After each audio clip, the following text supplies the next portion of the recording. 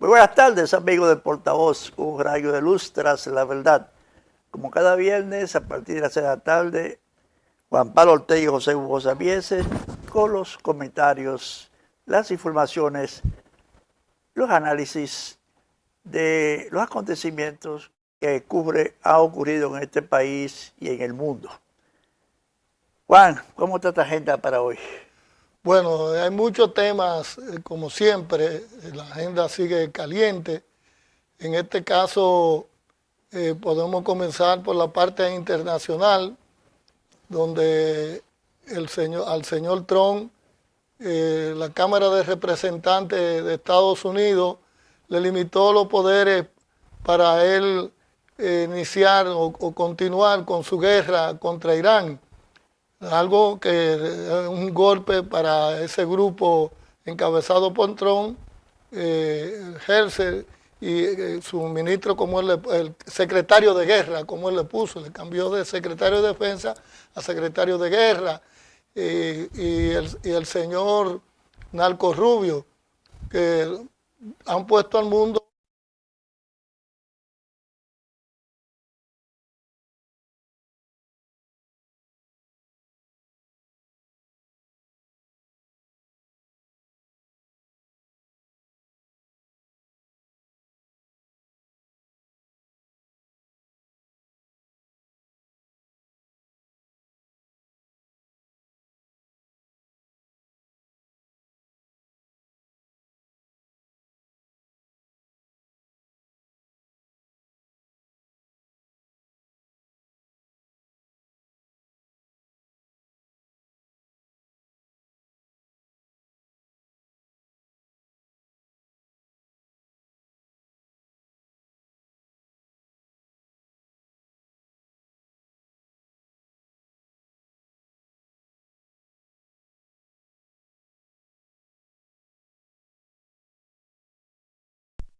Y ahora, obviamente, Trump tiene las manos atadas, ya no puede estar tomando decisiones así, como unilaterales, sobre la base de que no es una guerra, sino una operación especial, una cosa de esos inventos que se inventan ellos. Pero ya se ha planteado una situación a nivel legislativo que le impiden a él actuar como si fuera la dama del ajedrez. Y en ese sentido está la situación cada día más complicada, más difícil, mucha amenaza permanentemente, pero a la hora de actuar lo piensan 10 veces. Por el caso de Cuba, que viven amenazando, que van a tomar a Cuba, que la van a tomar por asalto, que todas esas amenazas del narco rubio y el mismo Trump y todos esos cavernarios cubanos que están allá en Estados Unidos vendidos al imperio. La gusanera cubana en Miami. Bien soñando con esa invasión a Cuba. Pero hay que empezarlo 10 veces, porque Cuba no es Venezuela, en el gran sentido de la palabra. El ejército cubano es un ejército experimentado, de muchas batallas, y muchas de esas batallas todas exitosas. Y además, un pueblo sumamente aguerrido y amante de su soberanía. O sea que ahí sí es verdad donde va la frase aquella: mientras haya un cubano vivo, habrá resistencia. O sea que lo piense 2 o 3 veces el señor Trump, porque también alguien, así como Irán, le ha mochado las manos, porque obviamente que Irán lo que dice lo cumple. Si me agrede, si me bombardea, te voy a responder más fuerte de la agresión que tú me haces. En estos días le bombardearon un barco petrolero a Irán. ¿Y qué hizo? Instantáneamente le respondieron volando el aeropuerto de Kuwait y otras bases militares. O sea que no estamos hablando con personas que dicen y no hacen, sino que realmente actúan al instante. Y yo creo que el mundo por lo menos yo me siento muy satisfecho, muy agradecido con esa postura del pueblo iraní y su gobierno, independiente de diferencias que uno puede tener en el sistema de gobierno que ellos tienen, pero han dado una muestra de defensas de su soberanía, de su patria, que han puesto al imperio de rodillas, porque si es verdad que es el ejército más poderoso del mundo, y de los famosos portaaviones, de los aviones más poderosos, ¿y de qué le ha servido todo eso? De nada, porque ahí está esa resistencia del pueblo iraní, que bueno, no es fácil vencerla. Y ya dijeron, no quiero ya negociaciones con ustedes, ningún tipo de diálogo, porque viven prometiendo, por un lado te entretienen, dialogando, y por otro lado te van bombardeando. O sea que han perdido todo tipo de credibilidad. Ya Estados Unidos no tiene ni siquiera quien pueda servir de intermediario en unas negociaciones, porque Pakistán estaba en eso, pero Pakistán ya también está dispuesto a dejar eso, porque no hay manera, porque cuando Estados Unidos, por ejemplo, está llegando a ciertos acuerdos, viene Netanyahu y hace un desastre. Como el que ha hecho en el Líbano. Y echa todo para atrás, porque entre los acuerdos que estaban discutiendo en aquella ocasión, era suspender las agresiones contra el Líbano, que Israel las suspendiera. Pero Israel no ha suspendido, no ha dejado de atacar al Líbano, aunque esos libaneses, ¿cómo se llama el ejército? Hezbollah, que es un aliado de Irán. Le ha dado duro al ejército iraní. Hace poco... iraní no, es judío. Es judío. Sionista, hace poco hubo una emboscada que mataron más de 230 soldados israelíes. O sea, fíjense hasta dónde llega un pueblo prácticamente que no tiene la capacidad de respuesta, de movilidad que tiene Israel, como este grupo de valientes, defensores de su patria, Hezbollah, asumen un rol que ni siquiera el ejército del Líbano lo ha asumido prácticamente, porque ese ejército del Líbano es una situación que no responde a los niveles de agresión de Israel. Ni tiene el poder tampoco. Y no tiene el poder militar. Así es la situación internacional y bueno. Pero una situación internacional con ese conflicto, con el cierre del estrecho de Hormuz, que se mantiene de una u otra bajo el control de Irán, ha puesto realmente al mundo en términos económicos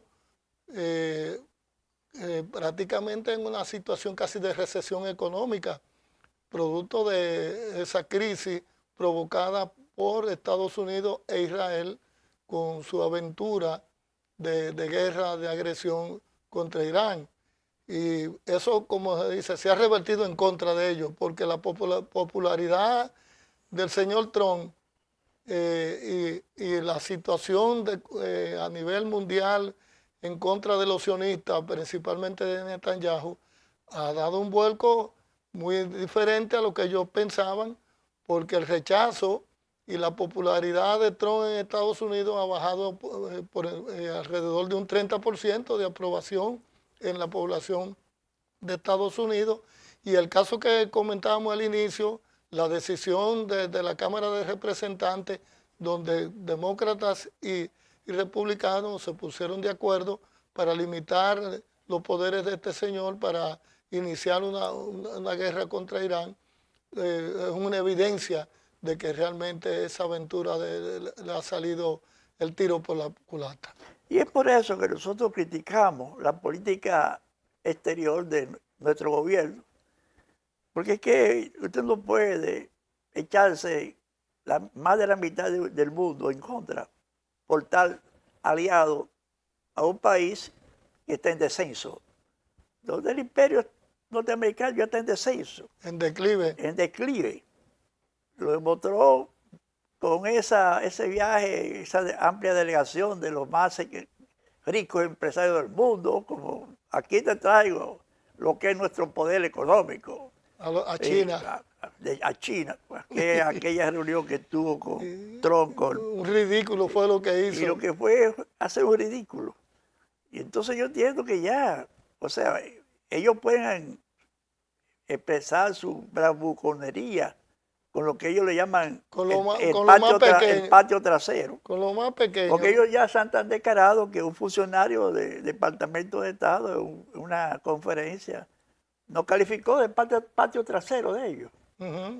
Y que ellos se han dispuesto a tomar el control absoluto de América Latina en alianza con Netanyahu, Milei, y sectores de la ultraderecha, el poder económico militar que tiene Trump en sus manos también, y quieren desestabilizar gobiernos para tratar de ellos de manejar elecciones a su antojo e imponer candidatos. Con fraude. Con fraude. Mira, ahora el caso de Colombia. No, pero no solamente el caso de Colombia.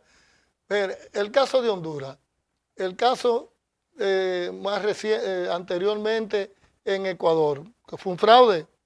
El caso de la situación ahora mismo en Perú.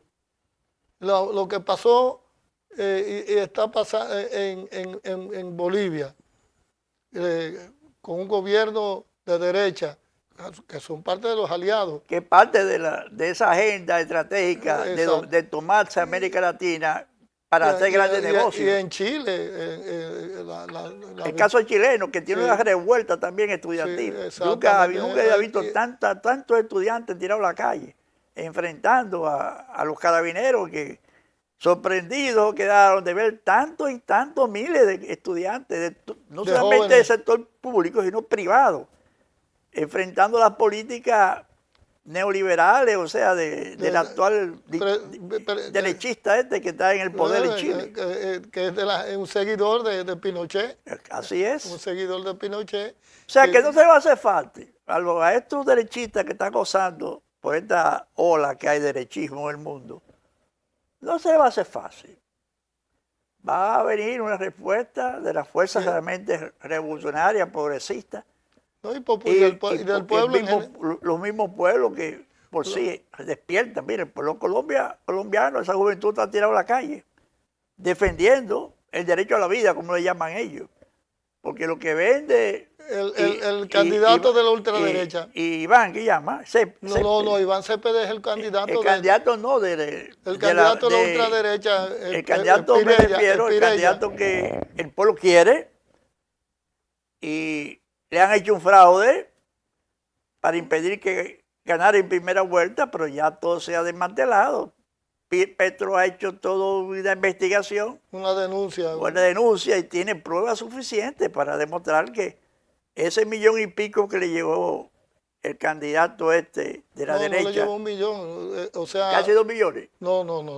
¿Casi 1 millón? No, la diferencia son 600,000 votos. No, pero eso se ha demostrado que eso fue todo una maniobra fraudulenta. Vamos a ir a una pausa, y cuando volvamos vamos a hablar precisamente con más detalles sobre ese tema de la denuncia de Petro, que es bien interesante y bien importante conocerla, para que la gente sepa cómo es que la ultraderecha, con el patrocinio de Estados Unidos, y en particular de Donald Trump y esa pandilla, maneja el sentido de la democracia. Ahí, viendo ahorita antes de venir para acá.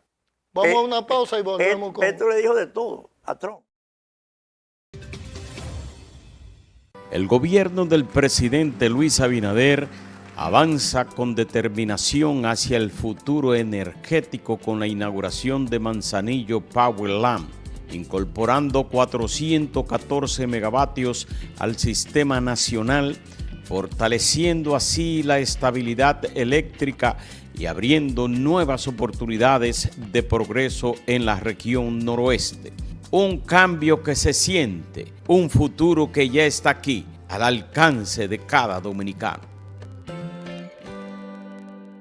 Seaboard, desde 1990, generando a tiempo completo energía limpia. Seaboard, apoyando el desarrollo sostenible y comunitario del río.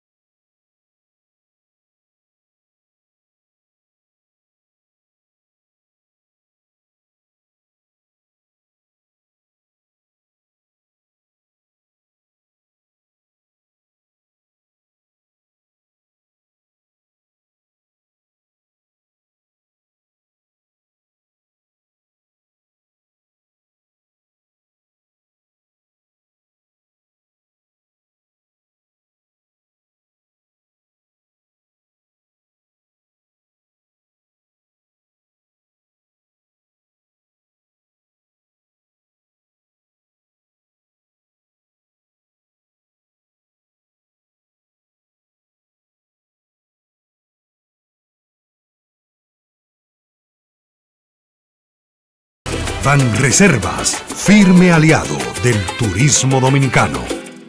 El gobierno del presidente Luis Abinader avanza con determinación hacia el futuro energético con la inauguración de Manzanillo Power Lamp, incorporando 414 megavatios al sistema nacional, fortaleciendo así la estabilidad eléctrica y abriendo nuevas oportunidades de progreso en la región noroeste. Un cambio que se siente, un futuro que ya está aquí, al alcance de cada dominicano.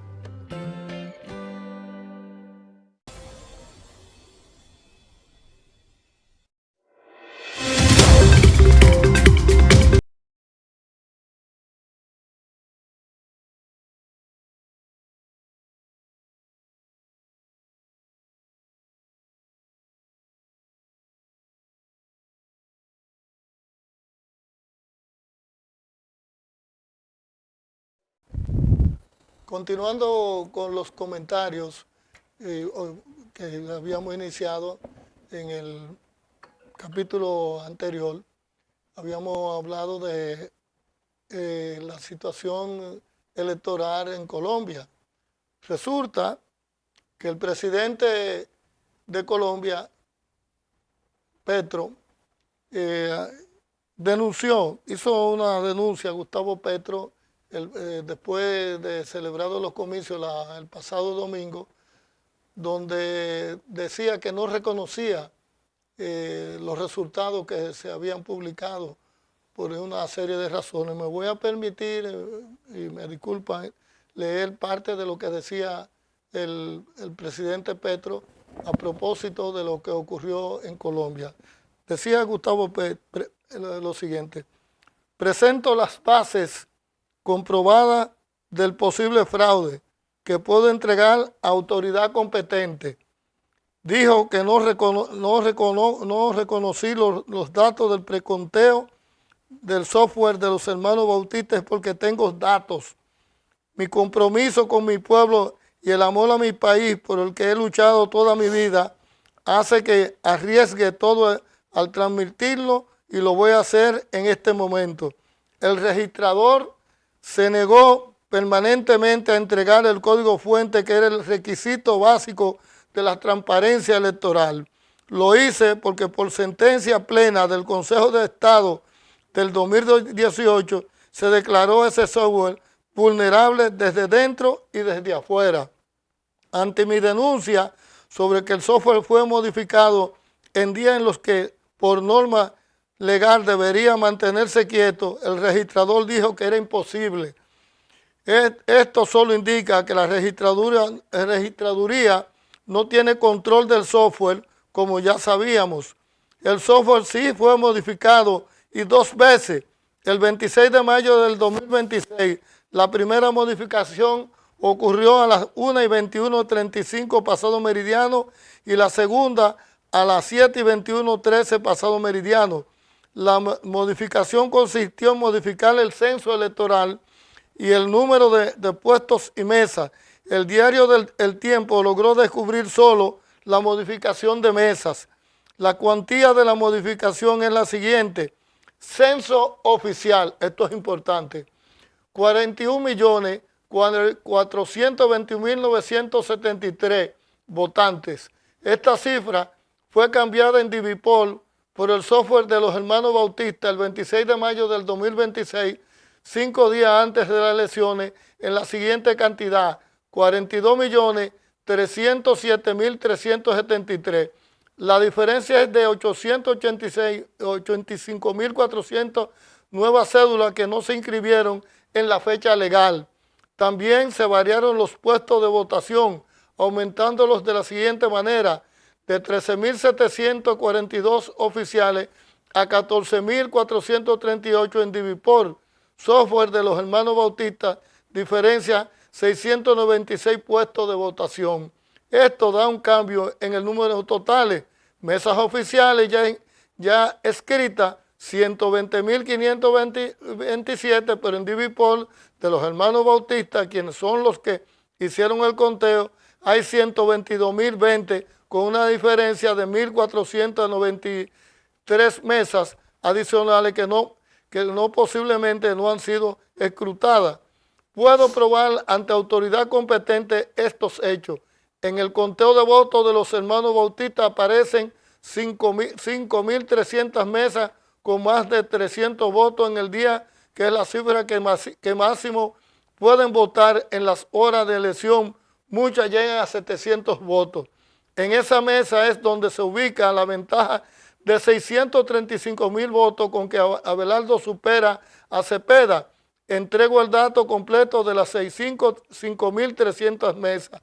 Intenta cerrar rápidamente los escrutinios para no verificar mi denuncia. El escrutinio sobre las 5.300 mesas típicas no se hace contando los votos. Los votos ya fueron depositados en mesas de jurados homogéneos y las actas tienen las 885.400 cédulas adicionadas ilícitamente el 5 de mayo.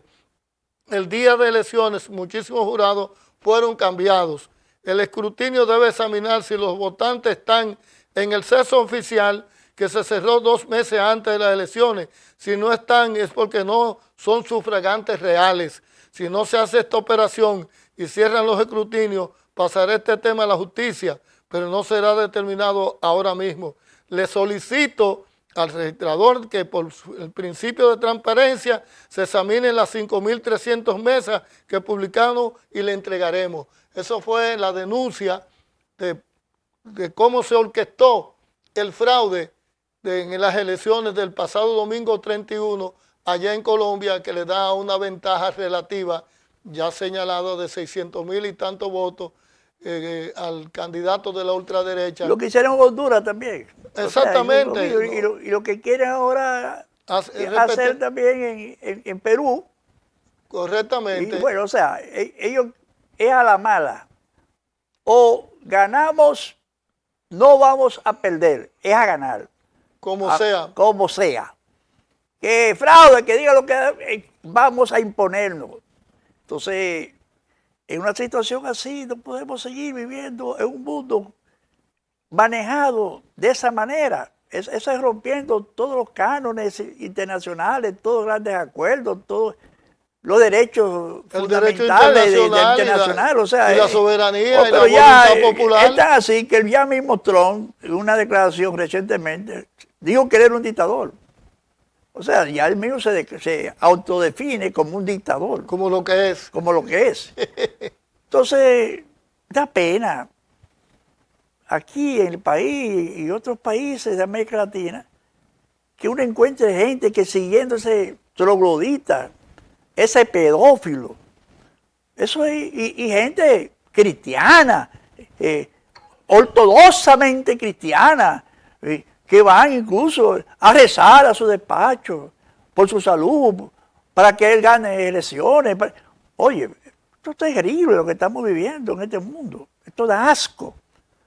Esto es como que nos ha echado un barril de pupú. Una cosa terrible lo que está pasando.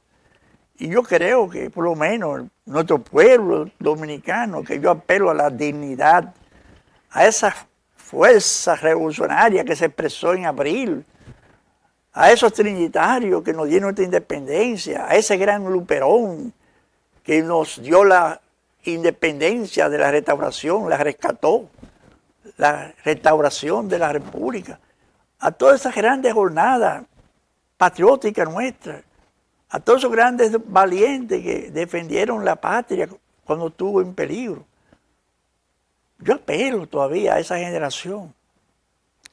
Me causó bastante impacto emocional ver a una maestra, de estas maestras consagradas, de estas maestras que actúan con el librito y que saben cuál es su magisterio, cuál es su misión, llorando diciendo que ella no entiende a esta juventud de hoy, a estos jóvenes de hoy, a estos estudiantes que no le entienden, que no leen, que no se preocupan por nada, que respetan al maestro, que todo para ellos es nada.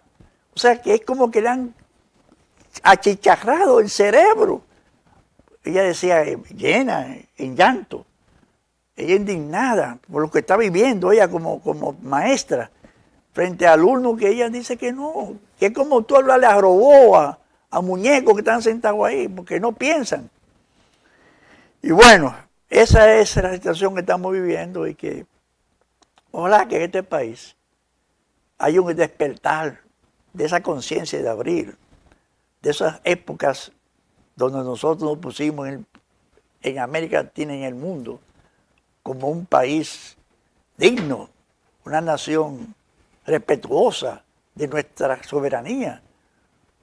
Y no olvidemos, dejemos ese lacayismo, ese entreguismo, esa sumisión que uno se ve aquí a nivel de algún estamento del Estado, como el caso del famoso canciller que tenemos, que es un sello gomígrafo de la Embajada Americana, y en nuestro mismo presidente, que obviamente él le da lo mismo, firmarle todo lo que el señor Trump le dice, mira, yo necesito la bahía de Manzanillo, sí, cómo no. Yo necesito la base de San Isidro, sí, cómo no. Yo necesito el aeropuerto de las Américas, sí, cómo no. Entonces, no, pero lo otro señor, que hicieron. Usted puede ser, yo soy amigo del pueblo norteamericano. Yo no soy amigo de los gorilas, que los gobiernan, del imperio. Pero yo soy amigo del pueblo americano. Yo creo que la relación de un país con otro es una relación de pueblo a pueblo. Y en ese sentido, yo entiendo que estamos, desde el punto de vista de nuestra política internacional, cayendo en una situación muy peligrosa. Porque ese imperio está agonizando ese imperio. Y después que ese imperio colapse, que para muchos dicen que no, pero ese imperio está colapsando. Cuando ya él no puede hacer lo que en otros tiempos hacía, es una muestra de que está realmente en decadencia. Y a la hora que ese imperio desaparezca, vamos a quedar nosotros como qué, como aquellos gusanitos, lacayitos, que estuvimos al lado de ese imperio que intentó y destruyó países asesinó, actuó de manera genocida con pueblos, que hizo prácticas inmorales del contra poder. Nosotros mismos en el 65. Claro. En el 65. No, pero parece como que ese episodio se ha olvidado. Nosotros hemos sido invadidos 3 veces. O sea, en 1905 con las aduanas. Ajá, una intervención de las aduanas, que no fue una intervención militar. No fue militar, pero fue una intervención. Fue una intervención en el 1916, la intervención militar, y que nos dejó de regalo a Trujillo, y después, en 1965, abortaron el triunfo del pueblo alcanzado el 27 en la batalla del puente del 27 de abril, que ellos no invadieron el 28 para impedir la restauración del gobierno legítimo elegido por el pueblo el 20 lo que yo digo, la única verdaderamente libre y limpias elecciones que se han hecho en la historia de este país, en toda la historia de este país, y principalmente después del ajusticiamiento del tirano Trujillo. Porque después de esas elecciones del 62, de diciembre del 62, ¿qué es lo que ha habido en este país? Porque mira, se está repitiendo la historia. Eso que le hicieron a Bosch, de minarlo, sus bases, de prestigiarlo, diciendo acusándolo falsamente de comunista, que tampoco eso es que acusa a un comunista es para que una persona se sienta que es lo peor del mundo. Eso sí, el comunismo ha sido el pretexto usado por el imperio y los grandes capitalistas y la derecha para meterle miedo a los pueblos. Han llegado a decir que los comunistas hasta comen niños. Sí, o sea, señores, cuando gracias a la izquierda, a esas que se llaman comunistas, es que la humanidad ha podido tener unos derechos fundamentales, derechos humanos, que ha tenido realmente la lucha de los trabajadores, los códigos de trabajo, la jornada de trabajo 8 horas, la salud, o sea, todas las grandes conquistas sociales que ha logrado la humanidad, ahí está la izquierda. Y eso es las cosas que mucha gente se niega a reconocer. Porque quiero que deje Estados Unidos cuando invade un país y se retira. Ahí está Afganistán, ahí está Libia. O sea, Irak, el mismo caso de Irak. Ahí está, sí, bueno, en Irak, lo que pasó en Irak, que ahora el mismo gobierno de Irak está en contra de los propios Estados Unidos, en gran medida están colaborando con Irán. O sea que donde va Estados Unidos, mira, ahí están metidos en Venezuela. Se quieren apoderar de Venezuela. Pero se están robando el petróleo. Están robando el petróleo. Pero la situación de Venezuela está peor que cuando Maduro. Está peor que cuando Maduro. Porque es que la riqueza principal de los venezolanos lo están robando los Estados Unidos.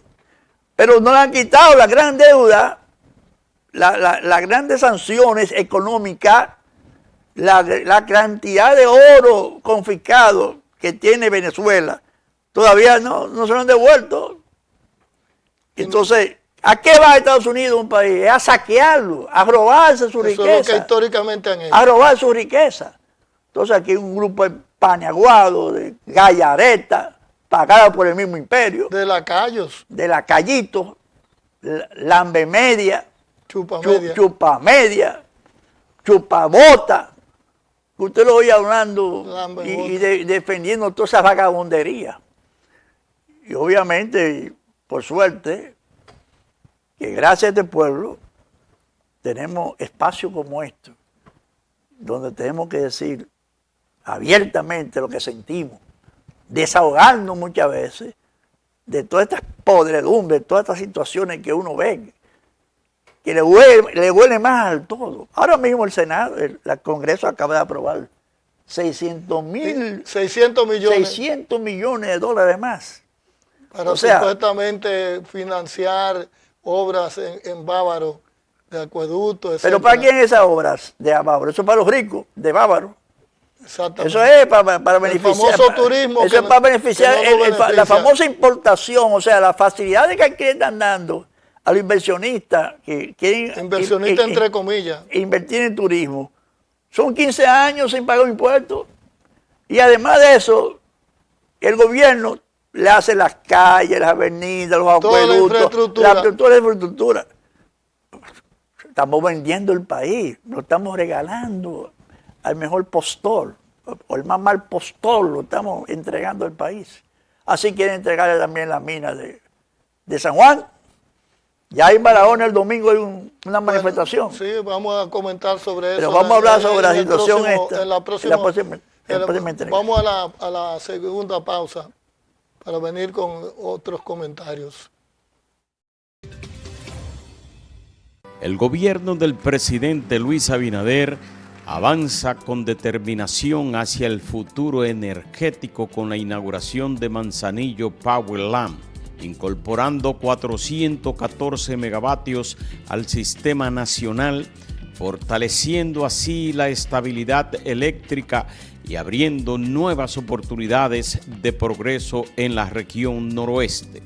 Un cambio que se siente, un futuro que ya está aquí, al alcance de cada dominicano.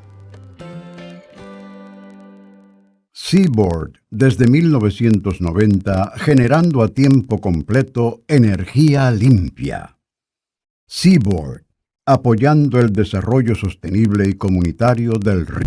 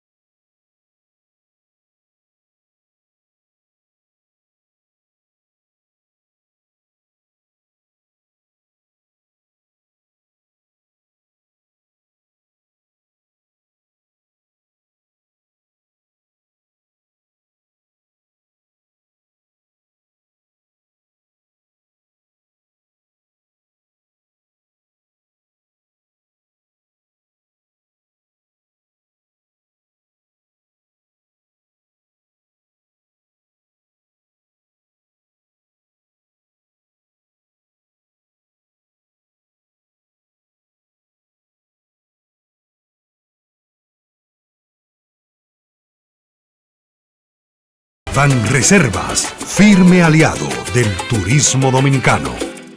El gobierno del presidente Luis Abinader avanza con determinación hacia el futuro energético con la inauguración de Manzanillo Power Lamp, incorporando 414 megavatios al sistema nacional, fortaleciendo así la estabilidad eléctrica y abriendo nuevas oportunidades de progreso en la región noroeste.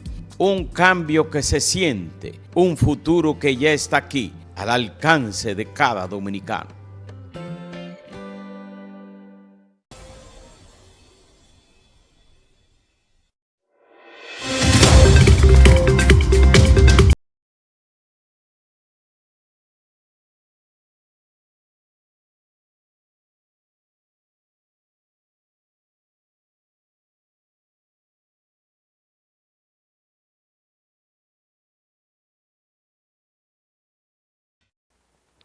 Mire, hay un asunto importante al cual debemos ponerle atención y que ha estado en la palestra pública desde hace bastante tiempo, que es lo referente al nuevo Código de Trabajo.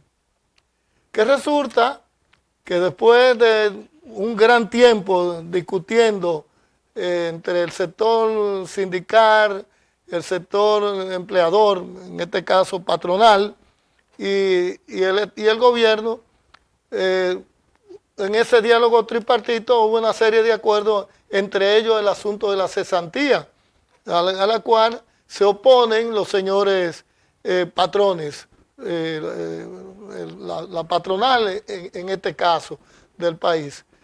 No conforme con eso, a pesar de que se llegó a ese consenso donde quedaron algunas cosas pendientes, pero se aprobó la cesantía de manera mayoritaria con la oposición de los empresarios y se ha pasado al Congreso y tanto en el Senado como en la Cámara de Diputados prácticamente ese consenso se ha mantenido de no tocar la cesantía.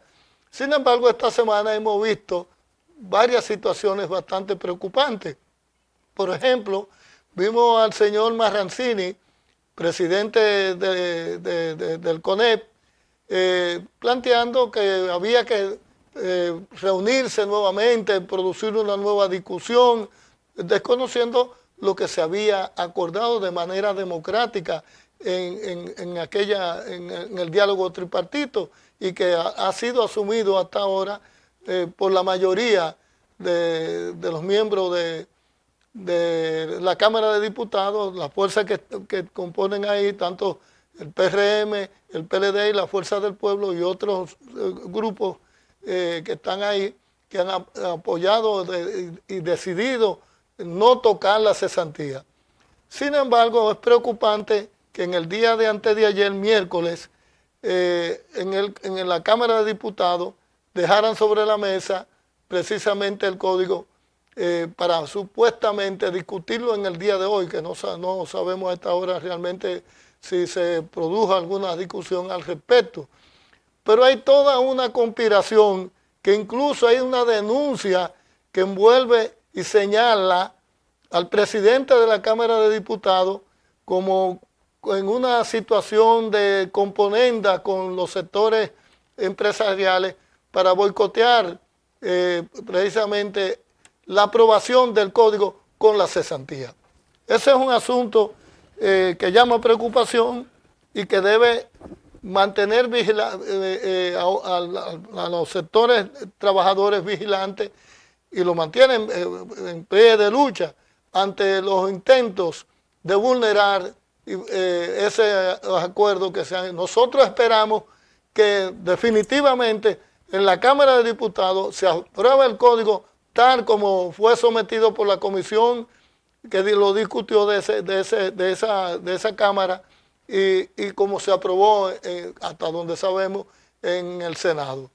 Eso es lo que hay en este momento con relación al Código de Trabajo, que se quiere vulnerar los derechos de los trabajadores, porque este sector patronal que tenemos en este país, lo único que aspira es acumular y acumular riqueza.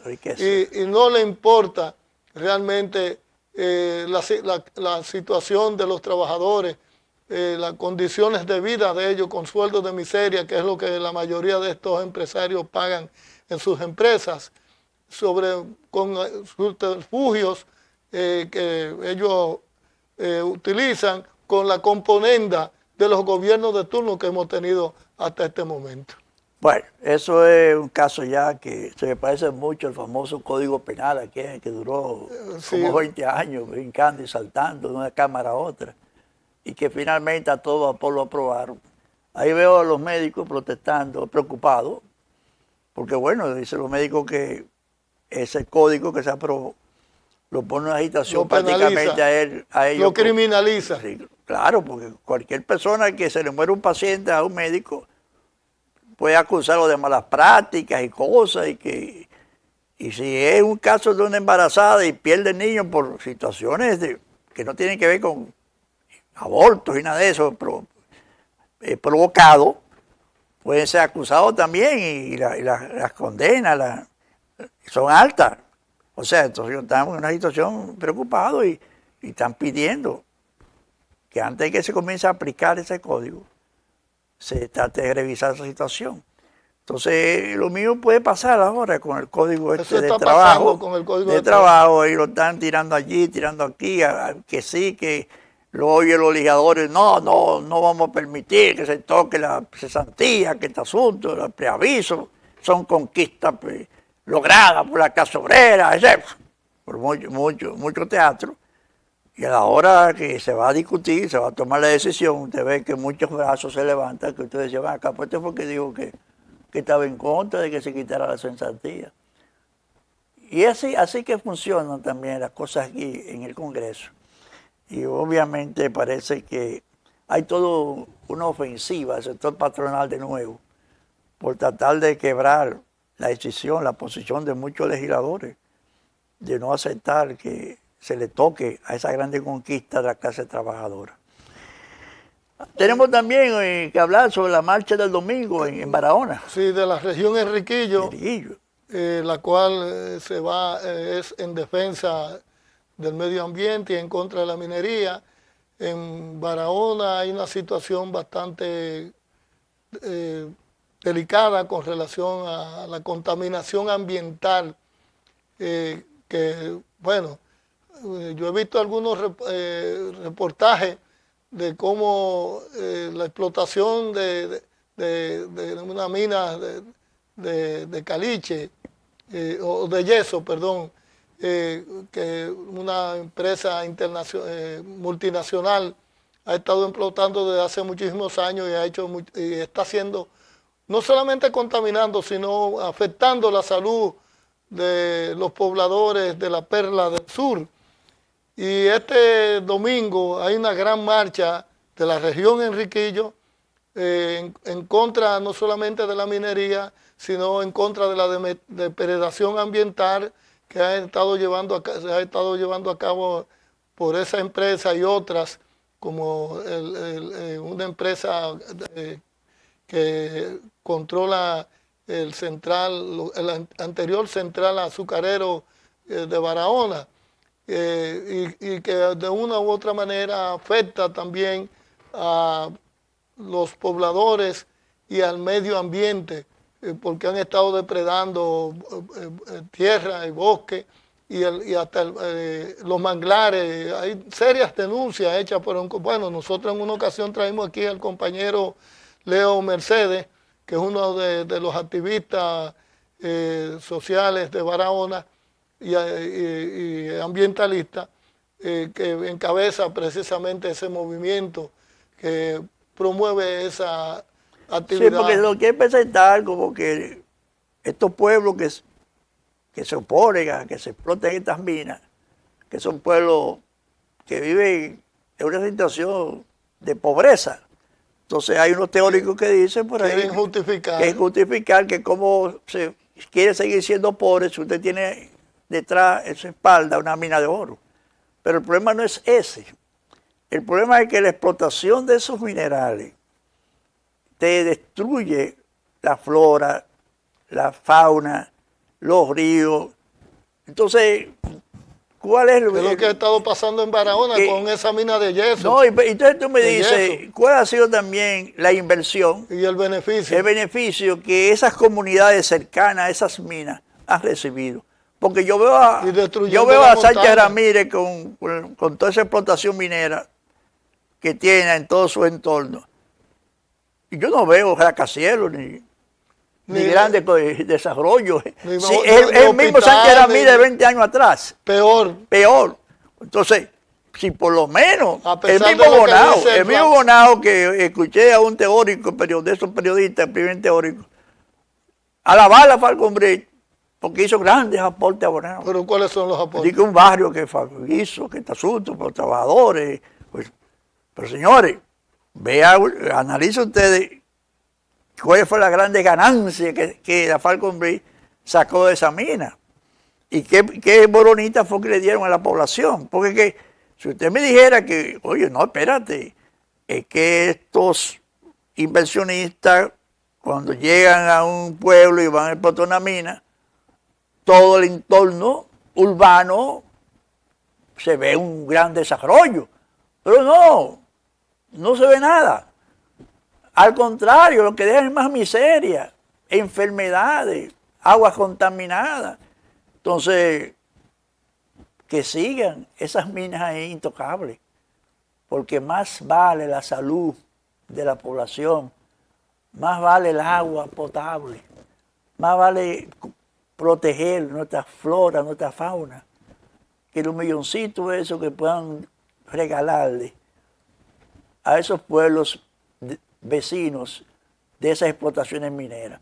O sea que estamos completamente de acuerdo con la resistencia del pueblo de San Juan a que se explote esa mina, porque eso realmente sería destruir la agricultura de San Juan, sus aguas, sus ríos. Pero lo de este domingo es en Barahona. Pero ahora la lucha también se traslada a Barahona este domingo. Sí, que es diferente a lo que es otra cosa diferente, pero dentro del mismo contexto de lucha en defensa del medio ambiente. Precisamente hoy es el Día del Medio Ambiente. Increíble. Mira, nosotros el pasado miércoles estuvimos en un acto muy bellísimo y excelente, no solamente de solidaridad con el pueblo y la Revolución Cubana, sino también para conmemorar el 95 cumpleaños del general del ejército Raúl Castro. Ese evento que se realizó en la sede de la Embajada Cubana contó con la presencia de diferentes miembros de organizaciones. El bizcocho ese. Bueno, ahí tenemos la actividad, parte de esa actividad de conmemoración, no solamente de conmemoración del cumpleaños, sino de solidaridad con Cuba, sino también de solidaridad con Cuba, que está siendo seriamente amenazada por el imperio con una serie de medidas coercitivas que quieren asfixiar al pueblo cubano y arrodillarlo, pero sabemos que eso no será posible lograrlo en el imperio tan fácilmente, porque ese es un pueblo que tiene mucha dignidad, es un pueblo que está dispuesto a vender cara la defensa de su patria, como lo ha hecho históricamente desde el siglo XIX hasta la fecha, y mucho más después de la Revolución Cubana del 59, la cual ha logrado grandes conquistas para el pueblo cubano que antes de esa revolución no eran posibles que el pueblo lo tuviera. Yo me pongo a pensar, Juan, si yo fuera legislador y hay un proyecto de un préstamo billonario en dólares, o sea, yo para levantar la mano apoyando ese préstamo, yo tengo que hacer una investigación, un experticio, a ver de dónde el país va a sacar los recursos para pagar los intereses que genera un préstamo de esa naturaleza. Pero obviamente que tenemos un Congreso que es un sello gobierno. Esa gente le dice, mire, de la presidencia bajó esto, aprobado. Así como dice, dan el martillo, sí, aprobado. Yeah. Señores, todos esos legisladores que están aprobando todos esos préstamos van a tener que sentarse un día en un banquillo de los acusados. Porque si este país entra en una situación de bancarrota absoluta, esos grandemente ellos son responsables porque ellos fueron que contribuyeron apoyando como legisladores, porque ellos no están ahí para eso. Ellos representan al pueblo y ellos tienen que pensar primero en el pueblo, en qué beneficia al pueblo, para qué se va a invertir ese dinero, si es que se invierte realmente para lo que se pide, cómo se va a administrar ese dinero. No. Bueno, lo penoso es que aquí hay mucha gente, incluyendo economistas, que justifican que todavía el país puede endeudarse más. Y resulta que, de acuerdo a datos de algunos sectores económicos, la deuda está bastante alta con relación al Producto Bruto Interno y podemos quedar, como usted dice, en una situación de default que nos ponga en una grave crisis. Estamos económica. esperando ahora cuál será la decisión final sobre el aumento de la gasolina de nuevo, los combustibles. En el día de hoy. En sí. el día de hoy. Bueno, pues, Que eso realmente, cada vez que aumenta la gasolina, aumenta el costo de la vida. así es. Así que ojalá que se frisen. O lo bajen. O lo bajen. Porque Porque el dólar ha bajado y el precio del petróleo ha bajado con relación a cómo estaba hace un par de semanas. Señores, hemos llegado al final, lamentablemente, de este programa de hoy y nos veremos en la próxima semana. Hasta el próximo viernes.